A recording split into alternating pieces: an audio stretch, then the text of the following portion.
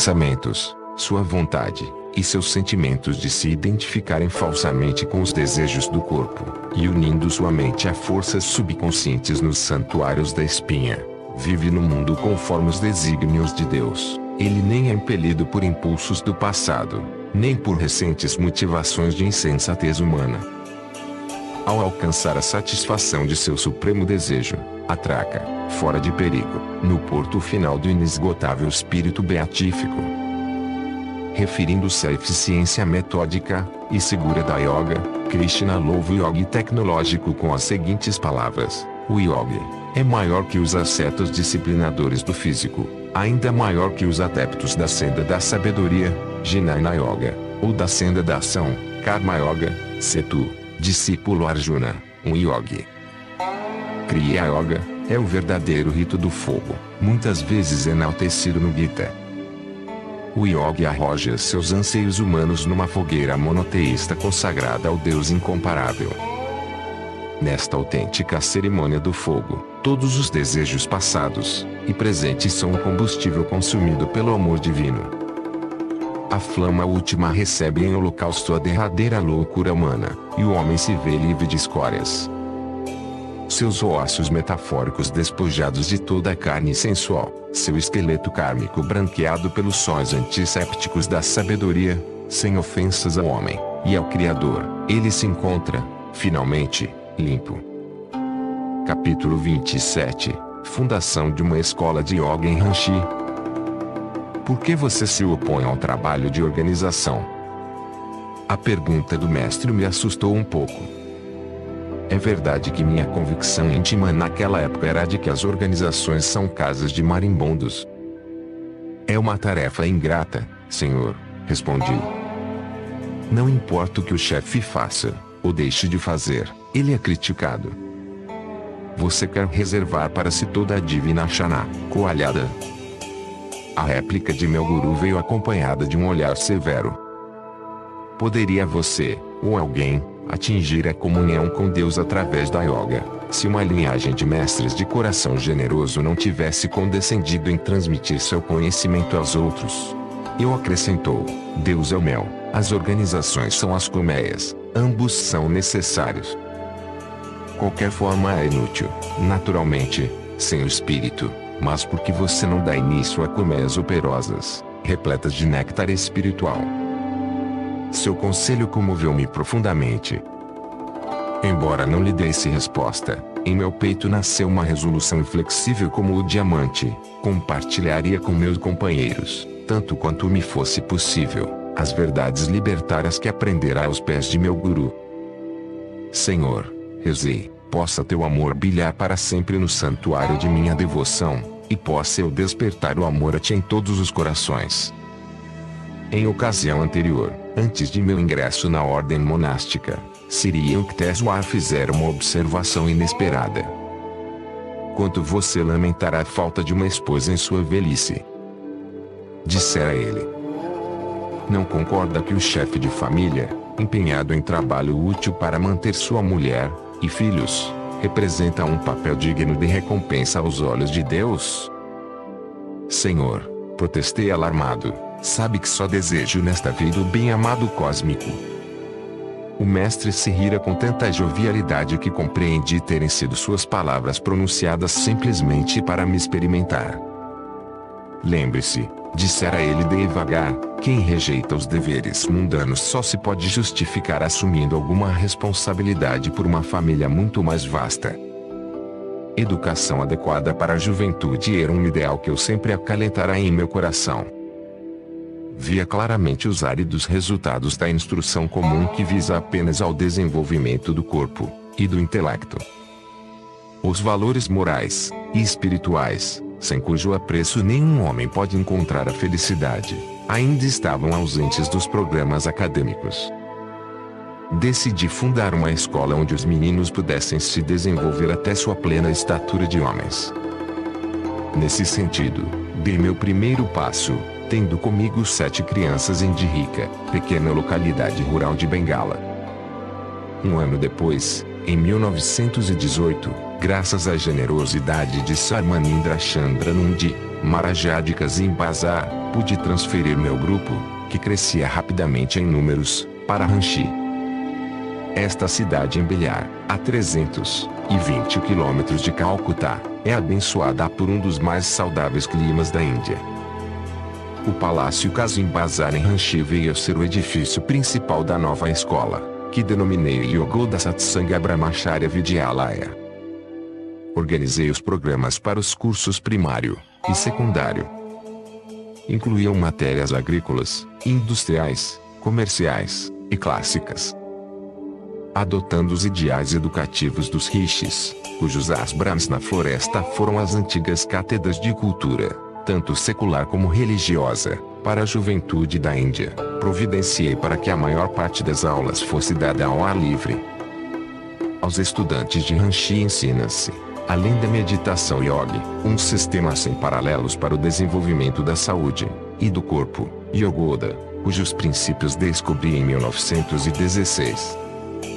Compreendendo que o corpo humano é semelhante a uma bateria elétrica, raciocinei que poderia reabastecê-lo de energia por intervenção direta da vontade. Como nenhuma ação é possível sem o querer, o homem pode aproveitar-se do motor primordial, a vontade, para renovar sua força sem complicados aparelhos ou exercícios mecânicos.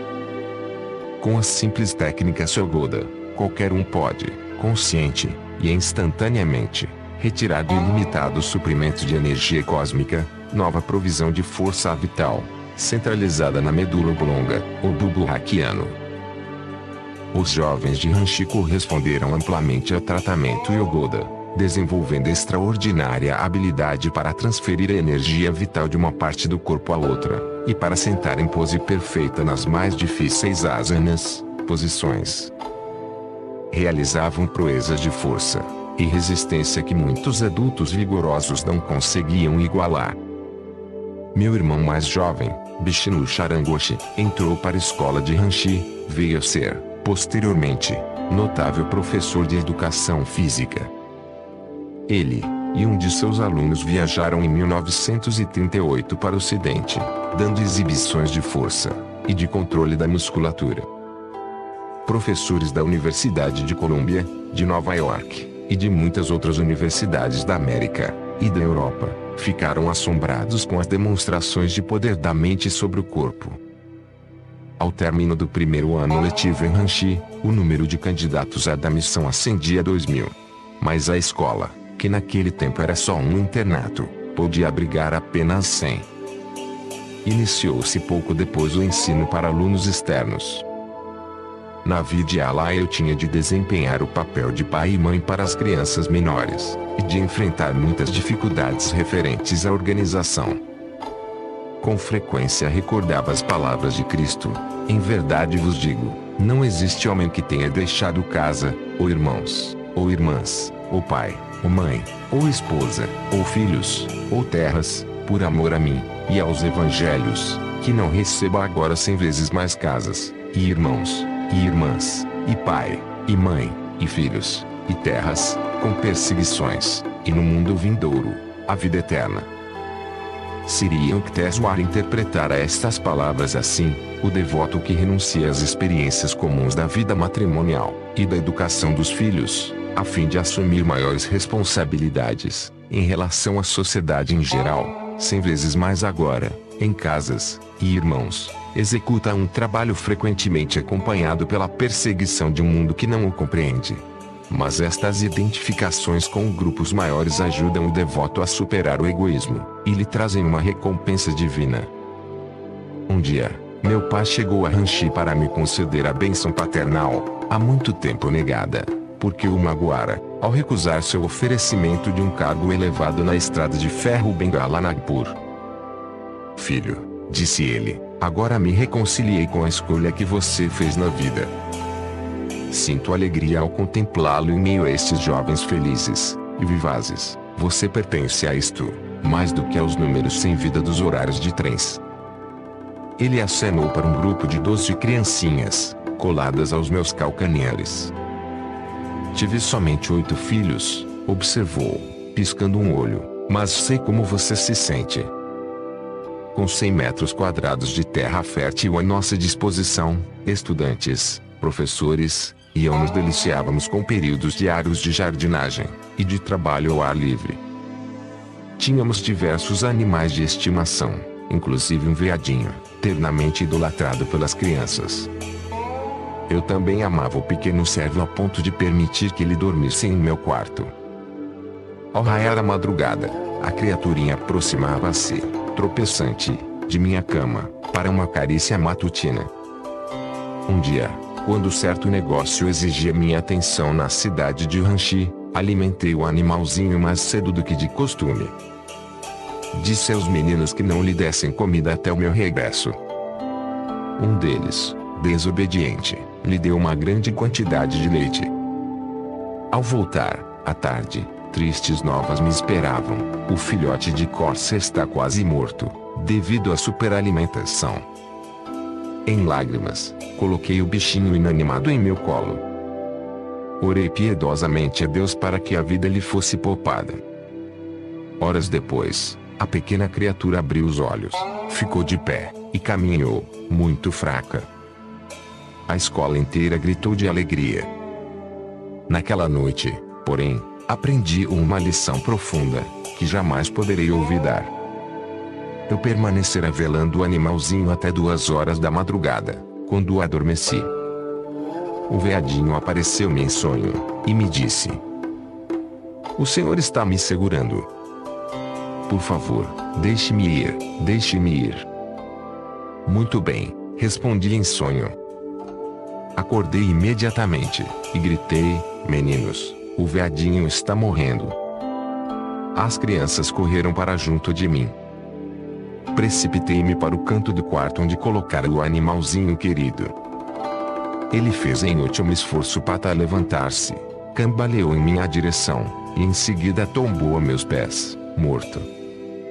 De acordo com o karma de um grupo que guia e regula os destinos dos animais, o prazo de vida do veadinho chegara ao fim, e ele estava pronto para progredir uma forma mais elevada. Entretanto, com meu profundo apego, que mais tarde reconheci ser egoísta, e com minhas preces fervorosas, eu conseguira reter aquela vida nas limitações da forma animal enquanto sua alma lutava por se desembaraçar. A alma do veadinho fez sua súplica em sonho porque, sem minha amorosa permissão, ele não podia, ou não queria partir. Assim que concordei, ele se foi. Toda a tristeza me abandonou. Compreendi mais uma vez que Deus quer que seus filhos amem a cada coisa como uma parte dele, e não sintam ilusoriamente que a morte é o fim de tudo. O homem ignorante vê apenas o muro intransponível da morte, ocultando para sempre os amigos queridos. Mas o homem sem apego, o que ama os outros como expressões do Senhor, compreende que na morte os seres amados apenas regressaram para um hausto de alegria em Deus. A escola de Ranchi cresceu, de pequenos e simples alicerces, até ali uma instituição hoje perfeitamente conhecida em Bihar e em Bengala. Muitos de seus departamentos são sustentados por contribuição voluntária de pessoas que se regozijam em perpetuar os ideais educativos dos rishis. Ramos florescentes da escola estabeleceram-se em Midriapur e Lakshmanpur. A sede de Ranchi mantém um departamento médico que fornece gratuitamente consultas, remédios e outros serviços profissionais aos pobres da localidade. O número de pessoas tratadas sobe, em média, a mais de 18.000 por ano. A Vidyalaya salientou-se também nas competições esportivas. Quanto ao campo dos estudos clássicos e científicos, muitos diplomados por Ranchi distinguiram-se posteriormente na carreira universitária. Nas 3 últimas décadas, a escola de Ranchi teve a honra de receber a visita de muitos homens e mulheres eminentes dos 2 hemisférios do mundo. Swami Pranabananda, o santo de 2 corpos, de Benares, esteve em Ranchi, pelo espaço de alguns dias em 1918. Ao ver as pitorescas aulas sob as árvores, e, à noite, os meninos sentados imóveis durante horas em meditação yogi, o grande mestre comoveu-se profundamente. "Alegria me inunda o coração", disse ele, ao ver os ideais de Labiri Mahasaya, relativos ao treino adequado da juventude, serem postos em prática nesta instituição. As bênçãos de meu guru estejam aqui.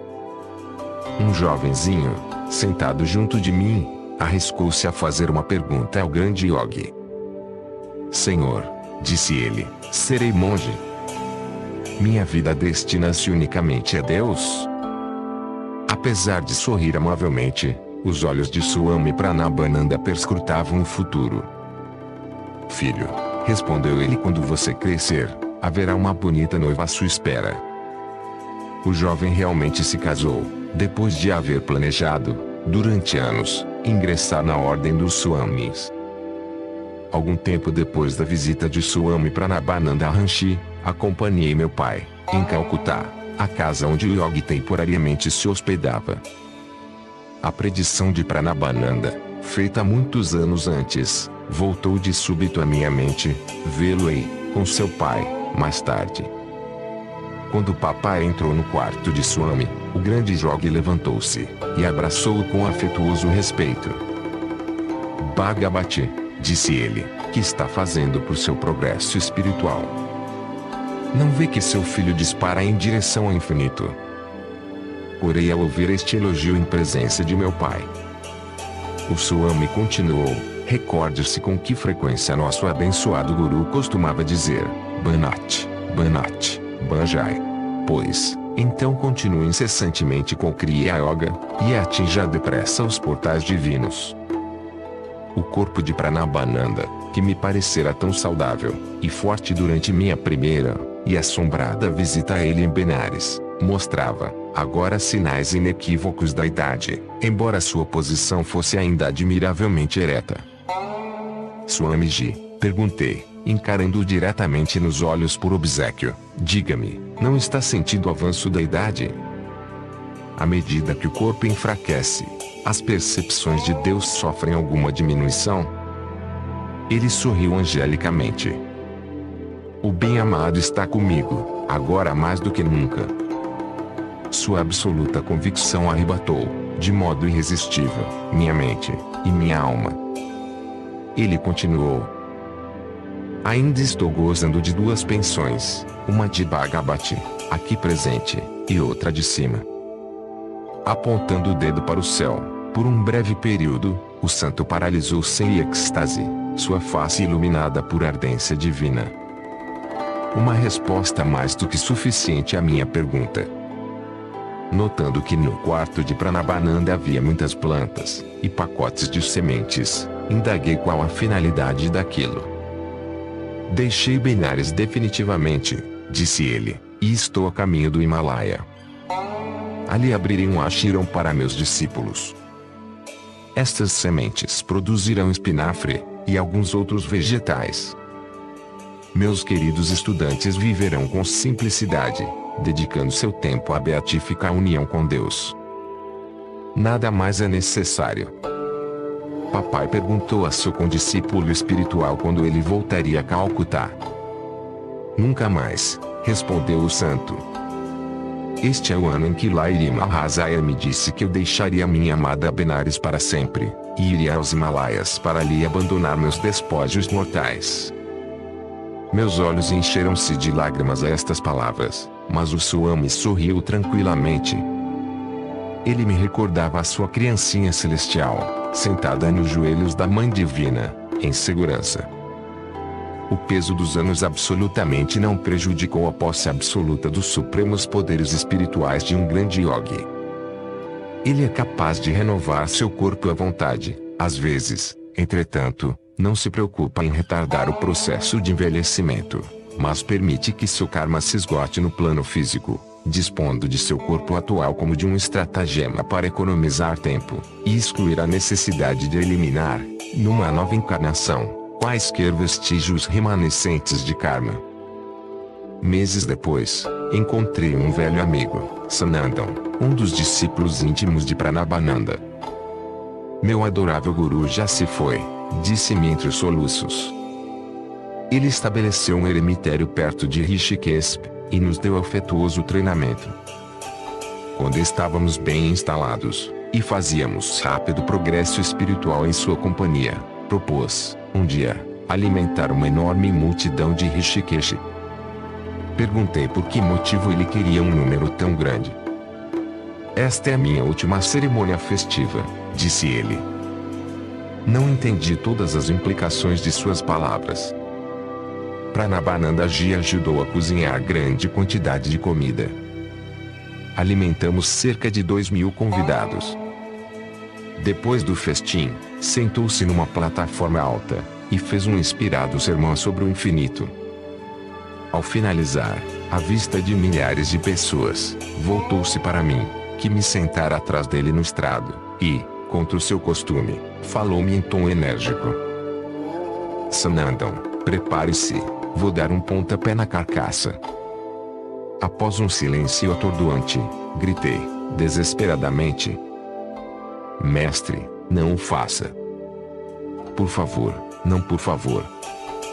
A multidão permaneceu em silêncio, curiosa pelo que se dizia. Pranabananda Ji sorriu para mim, mas seus olhos já avistavam a eternidade. Não seja egoísta, disse ele, e não chore por mim. Durante muito tempo servi alegremente a todos, agora rejubile-se, e deseje minha velocidade divina. Vou me encontrar com o bem-amado cósmico. Num sussurro, Pranabananda Ji acrescentou: renascerei em breve. Depois de gozar, por um curto período, da bem-aventurança divina, voltarei à Terra para me reunir a Babaji. Você saberá, logo mais, quando e onde minha alma voará para a gaiola de um novo corpo. Mais uma vez ele gritou: Sanandam, aqui dou um pontapé na carcaça, por meio da segunda Kriya Yoga. Ele contemplou o mar de faces diante de nós, e teve um gesto de benção. Dirigindo sua visão internamente para o olho espiritual, meu guru imobilizou-se. Enquanto a multidão espantada supunha que o santo meditasse em êxtase, já ele abandonara o tabernáculo da carne, e abismara sua alma na vastidão cósmica. Os discípulos tocaram-lhe o corpo, assentado na posição de lótus, mas já não acharam o calor da vida. Só restava uma estrutura rígida, o inquilino procurara refúgio nas praias da imortalidade. Quando Sanandam terminou sua narrativa, pensei, o abençoado santo de dois corpos foi dramático na morte como fora em vida. Perguntei onde Pranabananda renasceria. Considero essa informação uma confidência sagrada, respondeu Sanandam. Eu não a revelarei a ninguém. Talvez você venha a descobrir por outras vias. Mais tarde descobri, por meio de Swami Kesbabananda, que Pranabananda, poucos anos após seu nascimento em um novo corpo, dirigira-se a Badrinarayan, nos Himalaias, e ali se reunir ao grupo de santos que circundam o grande Babaji. Capítulo 28 – Renascimento e Descoberta de Kashi. Por favor, ninguém entrará na água. Vamos nos banhar, retirando água com os recipientes que temos. Dirigi a meus jovens estudantes de Ranchi que me acompanhavam a pé numa excursão de cerca de 13 quilômetros a uma colina próxima. A lagoa à nossa frente parecia convidativa, mas senti, intuitivamente, aversão por ela. Muitos dos meninos começaram a imergir seus recipientes, porém, alguns rapazes sucumbiram à tentação das águas refrescantes. Mal havia mergulhado quando longas serpentes aquáticas ondularam ao seu redor. Quantos gritos, e quanta água espirrada! Que espontaneidade cômica em fugir da lagoa! Deliciamo-nos com um almoço ao ar livre, depois de atingir nosso destino. Sentei-me, rodeado de meninos, sob uma árvore. Ao me verem inspirado, assediaram-me com perguntas. Por obséquio, diga-me, Senhor, suplicou um jovem, se eu sempre permanecerei consigo na senda da renúncia. Ah, não. Respondi, você será levado de volta à sua casa, à força, e mais tarde, se casará. Incrédulo, ele protestou com veemência, somente morto poderei ser carregado daqui.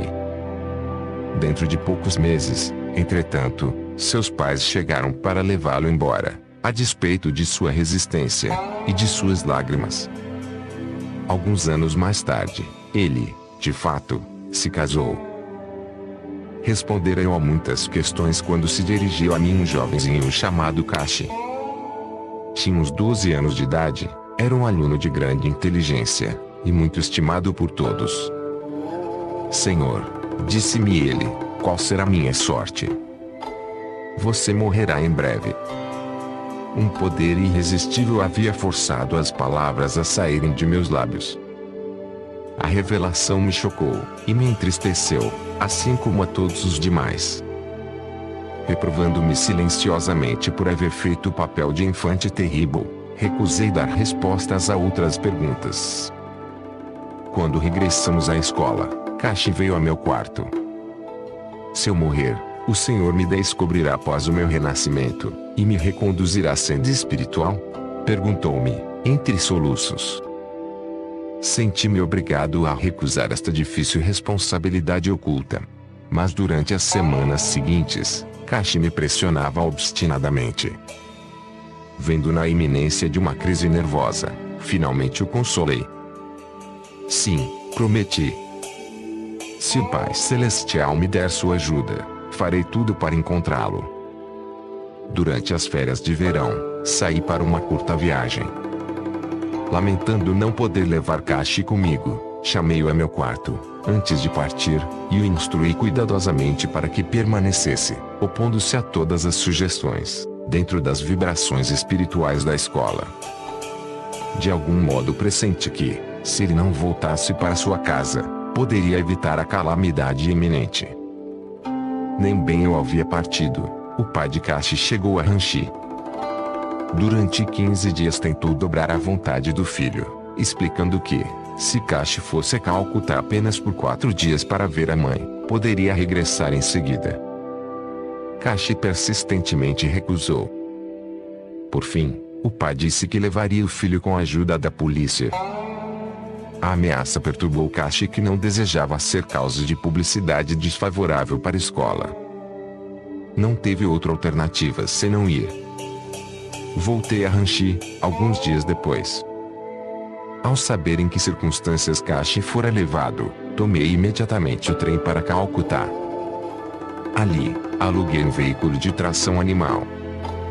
Surpreendentemente, quando o coche ultrapassou a ponte da estação de Orá, sobre o Ganges, as primeiras pessoas que vi foram o pai de Kashi, e outros parentes, vestidos de luto. Gritando ao meu cocheiro para que se detivesse, saltei do veículo, e, com chispas nos olhos, encarei o desventurado pai. Assassino, gritei absurdamente, o senhor matou meu menino. O pai já compreendera o mal que fizera ao trazer Kashi, à força, a Calcutá.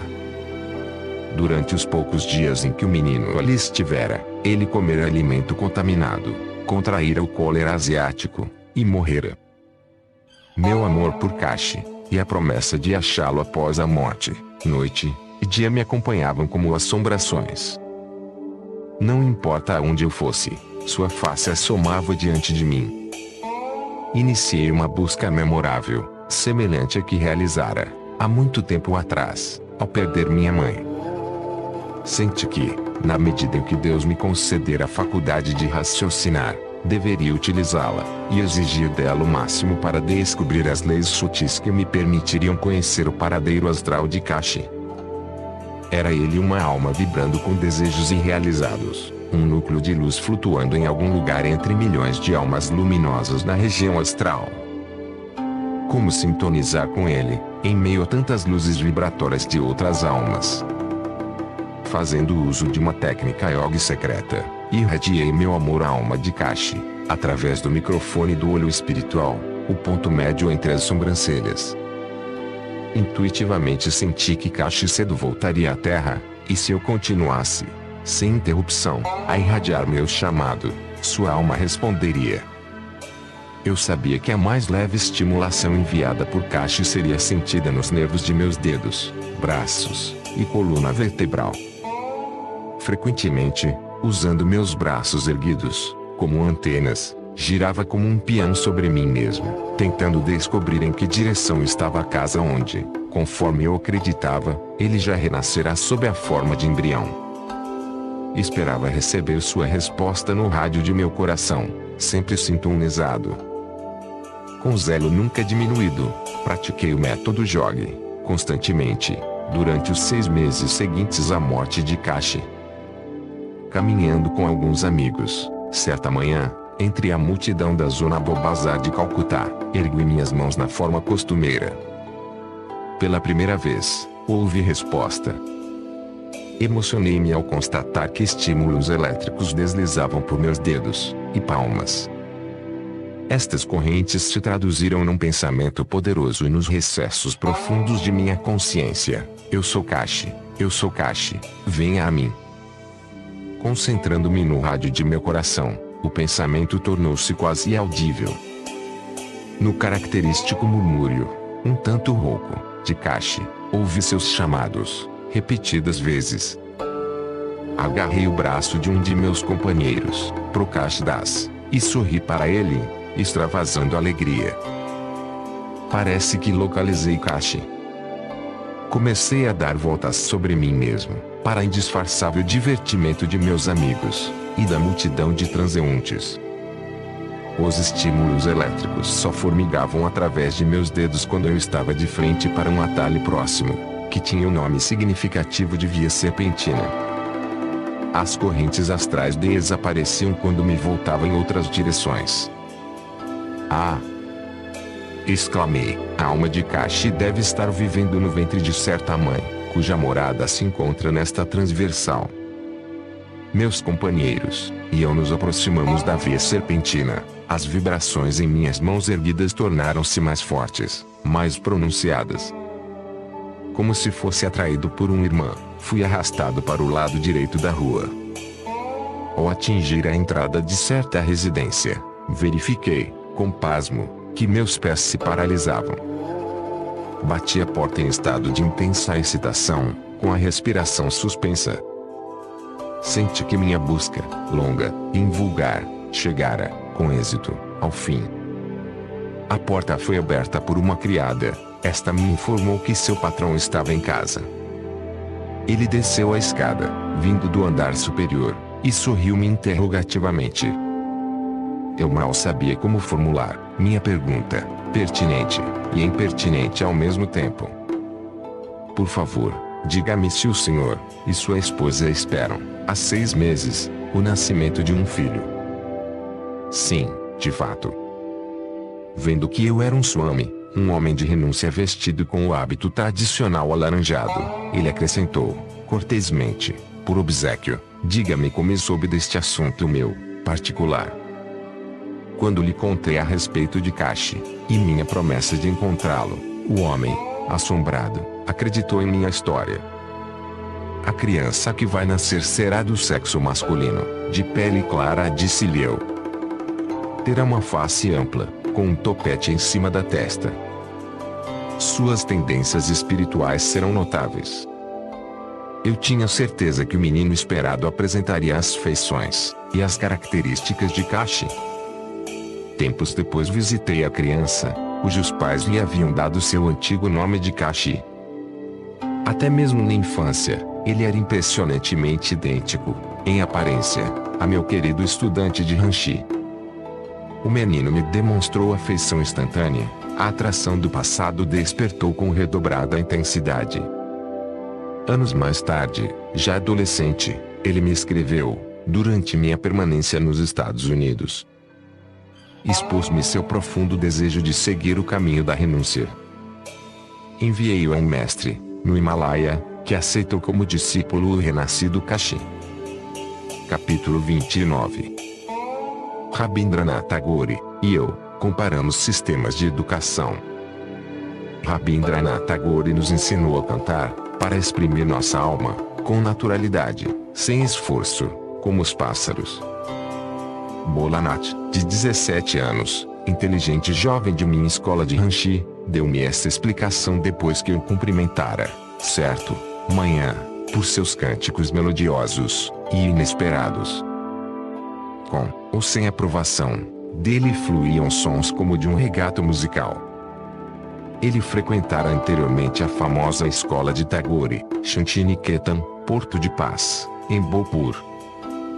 As canções de Rabindranath têm estado em meus lábios desde a minha infância, contei a meu companheiro.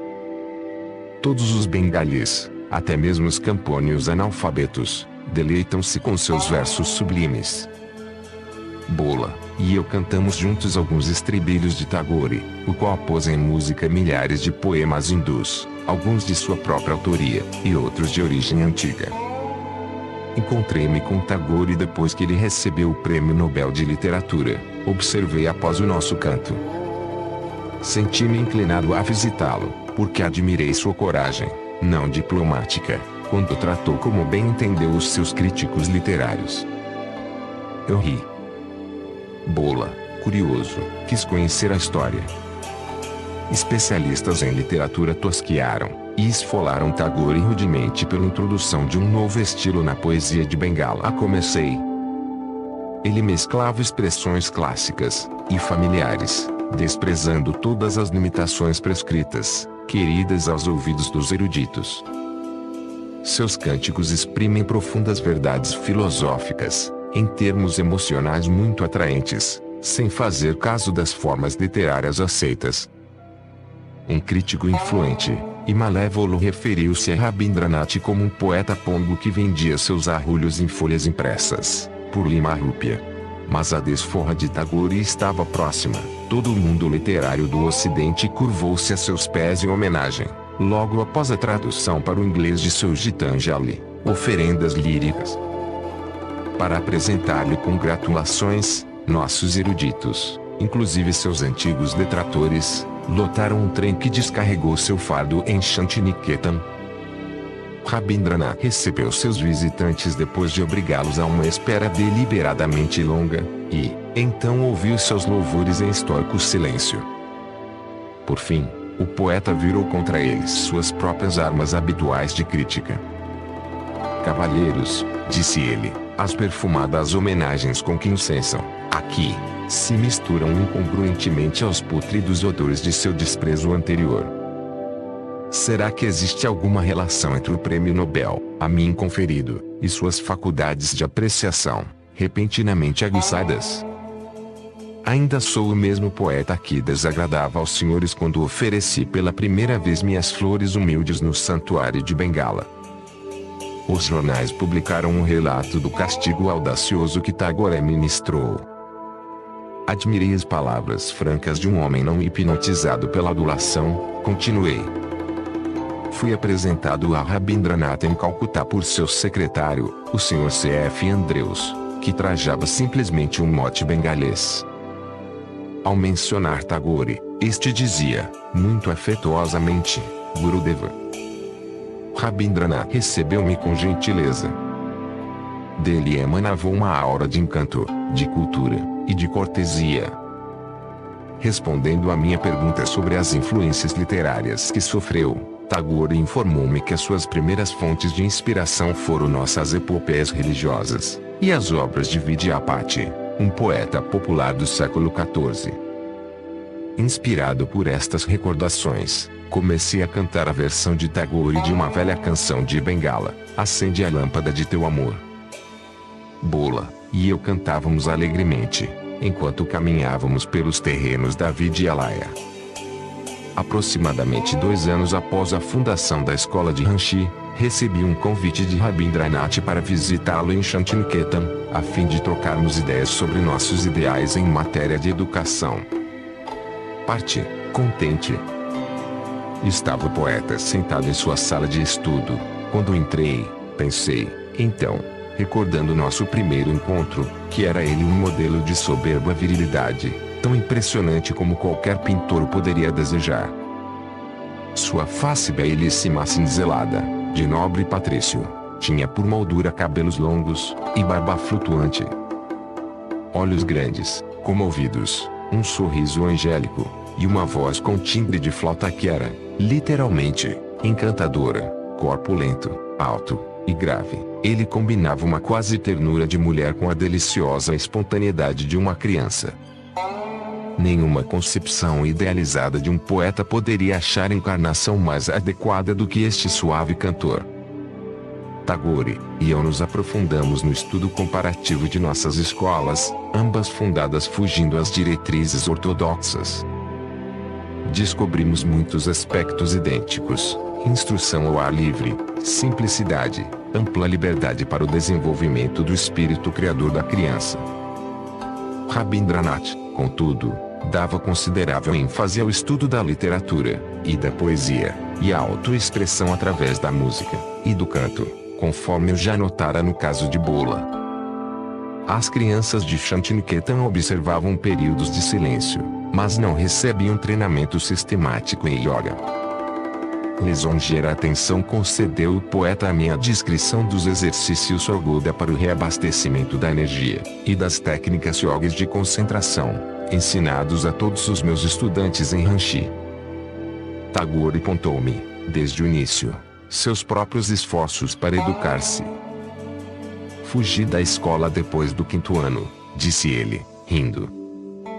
Compreendi, imediatamente, quanto sua inata delicadeza poética sofrera afronta de uma atmosfera de lúgubre disciplina escolar.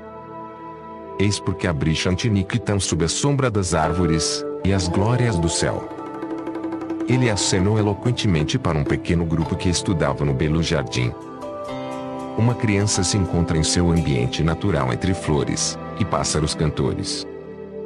Aí ela pode mais facilmente expressar a oculta riqueza de seus talentos individuais. A verdadeira educação não vem de fontes exteriores, inculcada por bomba de pressão, até se empanturrar o educando. Ao contrário, ela ajuda a trazer à superfície a infinita reserva de sabedoria interior. Concordei, acrescentando, nas escolas comuns, os instintos idealistas, e a adoração aos heróis, próprios dos jovens, morrem de fome numa dieta exclusiva de estatísticas, e eras cronológicas. O poeta falou afetuosamente de seu pai, Devendranath, que inspirara os princípios de Shantiniketan.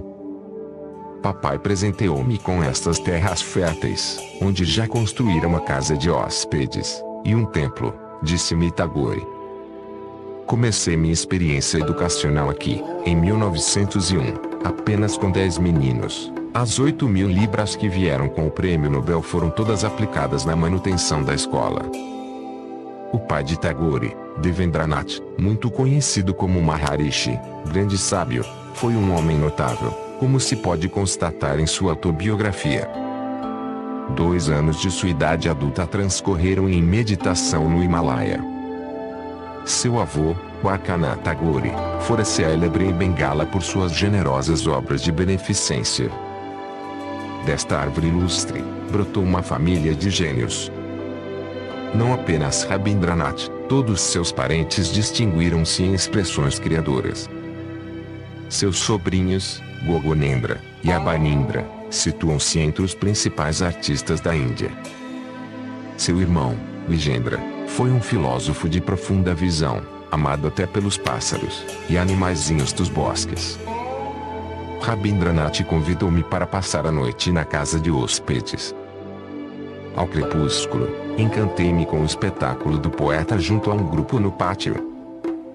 O tempo voou para trás, a cena diante de mim assemelhava-se a de um eremitério antigo, o alegre cantor, circundado por seus devotos, e todos aureolados por divino amor. Tagore tecia cada laço de amizade com as cordas da harmonia. Jamais agressivo, ele atraía e capturava os corações com irresistível magnetismo.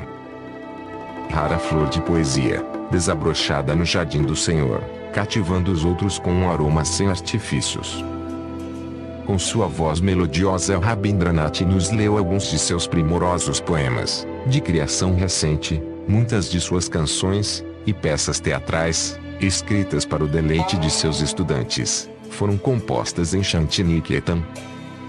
A beleza de seus versos, para mim, reside na arte de referir-se a Deus em quase todas as estrofes, raramente mencionando, entretanto, o nome sagrado. Inebriado com a beatitude de cantar, escreveu ele, esqueço-me de mim, e te chamo amigo, a ti que és o meu Senhor. No dia seguinte, depois do almoço, eu disse um relutante adeus ao poeta. Regozijo-me, hoje, de que sua pequena escola se tenha convertido numa universidade internacional, Visva Bharati, onde estudiosos do mundo inteiro encontram um ambiente ideal. Onde a mente é destemida, e a cabeça se mantém erguida, onde o conhecimento é livre, onde o mundo não foi dividido em fragmentos pelas estreitas paredes domésticas, onde as palavras brotam das profundezas da verdade, onde o esforço infatigável estende seus braços para a perfeição, onde o límpido regato da razão não se embrenhou, perdido, nas sombrias areias desérticas da rotina estagnada, onde o espírito, guiado por ti, avança rumo ao pensamento e ação sempre mais amplos, dentro desse firmamento de liberdade. Meu Pai, permite que minha pátria desperte. Rabindranath Tagore. Capítulo 30. A Lei dos Milagres.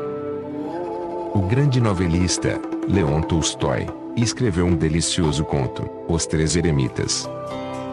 Seu amigo, Nicholas Roerich, resumiu assim: numa ilha viviam 3 velhos eremitas. Eram tão simples que usavam apenas esta oração: nós somos 3, tu és 3, tem piedade de nós. Grandes milagres ocorriam no decurso desta ingênua prece. O bispo da região soube da existência dos 3 eremitas, e da sua inadmissível reza, e decidiu visitá-los a fim de lhes ensinar as invocações canônicas. Chegou à ilha, disse aos eremitas que aquela súplica aos céus era indigna, e instruiu-os em muitas orações usuais. A seguir, bispo retirou-se num barco. Viu, ao longe, deslizando na esteira do navio, uma luz esplendorosa. À medida que ela se aproximava, distinguiu os 3 eremitas, de mãos dadas, correndo sobre as ondas no esforço de alcançar o barco.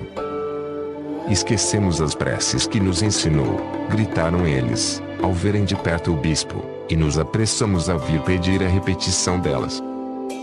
O bispo, assombrado, sacudiu a cabeça, negativamente. Meus queridos, respondeu ele, humildemente continuem a viver com sua antiga oração. Como foi que os 3 santos caminharam sobre a água? Como foi que Cristo ressuscitou o seu corpo depois de crucificado? Como foi que Lairi Mahasaya e Sri Yukteswar realizaram seus milagres? A ciência moderna, por enquanto, não tem respostas, embora as perspectivas da mente mundial tenham se ampliado repentinamente com o advento da era atômica. A palavra impossível está se tornando menos preeminente no vocabulário do homem. As escrituras védicas declaram que o mundo físico está sujeito a uma lei fundamental, a de Maya, ou princípio da relatividade e da dualidade. Deus, a única vida, é unidade absoluta, a fim de revelar-se nas manifestações diversas e separadas de uma criação. Ele usa um véu irreal, ou falso. Este véu dualístico e ilusório é Maya. Grandes descobertas científicas dos tempos modernos confirmaram este simples pronunciamento dos rishis da antiguidade. A lei do movimento, de Newton, é uma lei de Maya. Para cada ação existe sempre uma reação igual e contrária. As ações recíprocas de 2 corpos quaisquer, sendo iguais, têm sempre direção oposta. Ação e reação são, pois, exatamente iguais.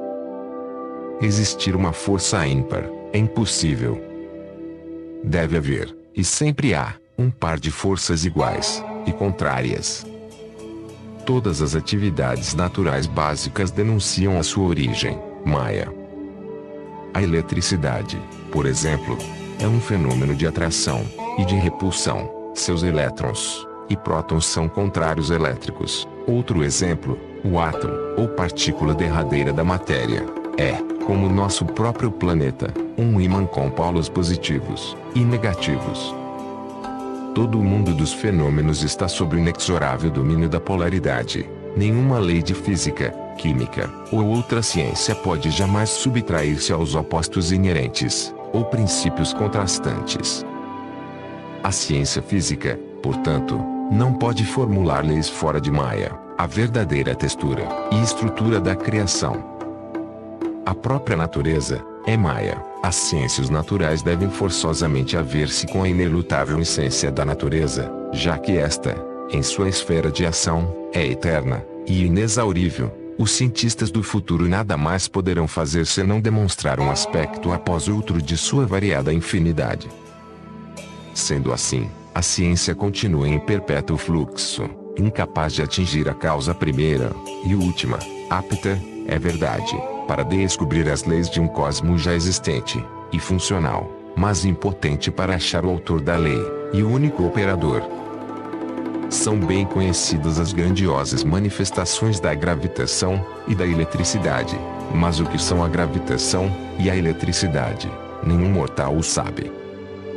Transcender Maia foi a tarefa atribuída à raça humana pelos profetas milenários. Elevar-se sobre a dualidade da criação e perceber a unidade do Criador, eis o fim supremo do homem.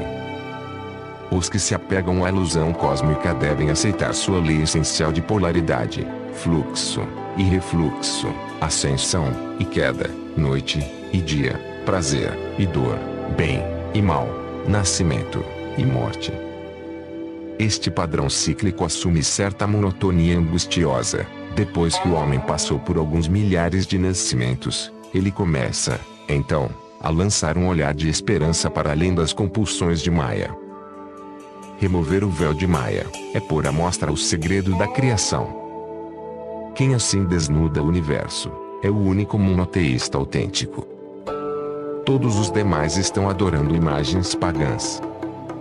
Enquanto o homem permanece sujeito às ilusões dualísticas da natureza, sua deusa é Maia, a de dúplice rosto. Como bifrontijano, ele não pode conhecer o Deus único e verdadeiro.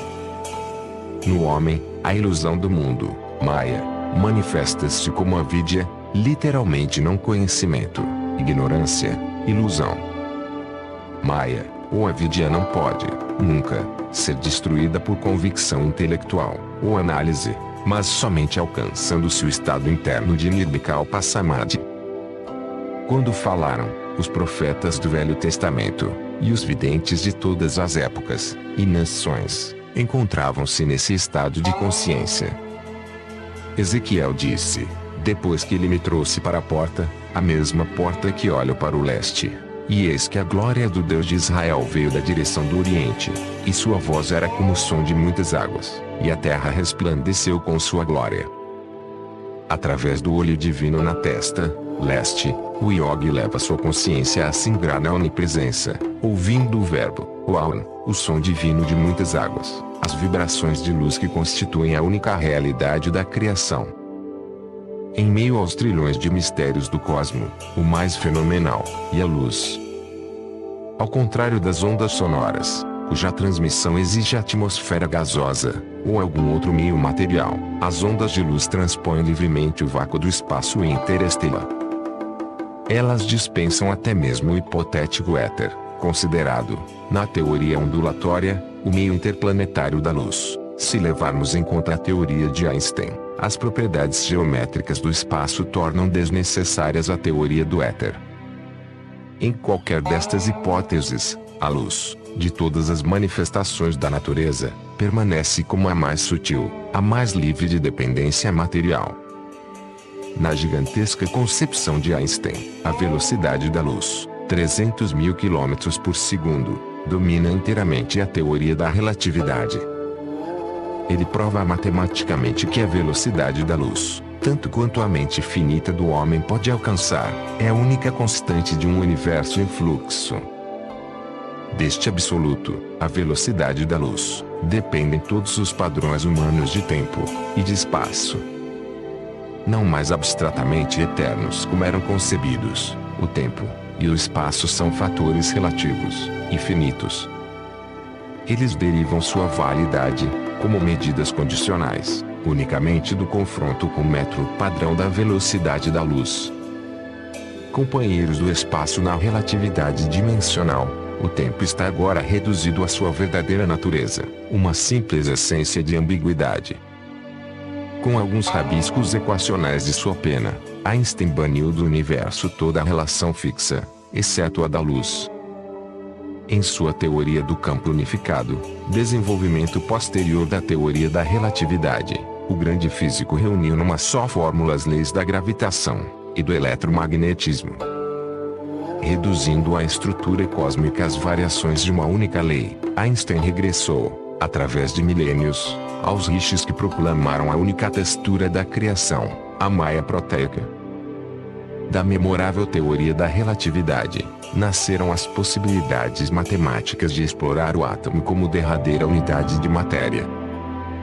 Grandes cientistas estão agora afirmando corajosamente que não só o átomo é energia, em vez de matéria, mas que a energia atômica é, essencialmente, substância mental. Reconhecer francamente que a ciência física estuda um mundo de sombras é um progresso dos mais significativos, escreveu o Sr. Arthur Stanley Eddington em A Natureza do Mundo Físico. No mundo da física, observamos um jogo de aparências, que é o próprio drama da vida cotidiana. Meu cotovelo, uma sombra, aparência, e realidade, alusão à essência, apoia-se sobre a mesa, outra sombra, a tinta, sombra, desliza sobre o papel, sombra. Tudo é simbólico, e o físico não vai além do símbolo. Então vem o filósofo, a mente, o alquimista que transmuta os símbolos. Para concluir em termos crus, a substância do mundo é substância mental. Com a recente invenção de um microscópio eletrônico, veio a prova definitiva de que a luz é a essência dos átomos, e que a natureza é, inevitavelmente, dual. O New York Times deu a seguinte notícia, em 1937, sobre a apresentação de um microscópio eletrônico numa assembleia da Associação Americana para o Progresso das Ciências. A estrutura cristalina do tungstênio, até hoje conhecida apenas de modo indireto por meio dos raios-x, delineou-se com nitidez numa tela fluorescente, mostrando 9 átomos dispostos simetricamente em retículo cúbico, com um átomo em cada canto, e um no centro. Os átomos do retículo cristalino do tungstênio apareciam na tela fluorescente como pontos de luz em disposição geométrica. As moléculas de ar, que bombardeavam esse cubo cristalino de luz, podiam ser observados como pontos dançantes de luz, lembrando reflexos de luz solar que tremeluzem em águas movediças. O princípio do microscópio eletrônico foi descoberto pela primeira vez em 1927 pelos doutores Clinton J. Davidson e Lester H. Germer, dos laboratórios da Bell Telephone, de Nova York, que demonstraram a dupla personalidade do elétron, pois este apresenta características tanto de partícula quanto de onda. Em sua qualidade de onda, o elétron evidencia as características da luz, e iniciou-se uma pesquisa para inventar meios de obter a convergência de um feixe de elétrons, da mesma maneira que as lentes convergem a luz para um foco. Por esta descoberta da qualidade Jacquard do elétron, demonstrativa de que o reino inteiro da natureza física possui uma dupla personalidade, o Dr. Davidson recebeu o Prêmio Nobel de Física. Escreveu Sir James Jeans em Universo Misterioso, os rumos do conhecimento científico apontam para o na realidade não mecânica. O universo começa a parecer-se mais a um grande pensamento que a uma grande máquina. A ciência do século XX soa, assim, como uma página dos Vetustos Vedas. Da ciência, pois, se este há de ser o caminho, aprenda o homem, a verdade filosófica, de que não existe universo material, sua textura, e urdidura, é maia, ilusão. Submetidas à análise, dissolvem-se todas as miragens da realidade. À medida que se derrubam, uma a uma, as escoras tranquilizantes do mundo físico, o homem percebe obscuramente sua confiança idólatra, sua transgressão do mandamento divino: não terás outros deuses diante de mim. Em sua famosa equação resumindo a equivalência de massa e energia, Einstein provou que energia em qualquer partícula de matéria é igual a massa, ou peso multiplicado pelo quadrado da velocidade da Lua. Obtém-se a liberação das energias anatômicas pelo aniquilamento das partículas materiais. A morte da matéria deu nascimento à era atômica. A velocidade da luz é uma constante, um padrão matemático. Não, porque haja um valor absoluto nos 300 mil quilômetros por segundo, mas, porque nenhum corpo material, cuja massa aumente com sua velocidade, pode jamais alcançar a velocidade da luz. Em outras palavras, só um corpo material, cuja massa fosse infinita, poderia igualar a velocidade da luz. Esta concepção nos leva à lei dos milagres. Mestres capazes de materializar e desmaterializar seus corpos e outros objetos, de mover-se com a velocidade da luz, e de utilizar os raios da luz criadora para produzir instantaneamente qualquer manifestação física, preencheram a condição da lei de Einstein: sua massa é infinita. A consciência de um yogi perfeito identifica-se sem esforço, não com um corpo limitado, mas com a estrutura universal.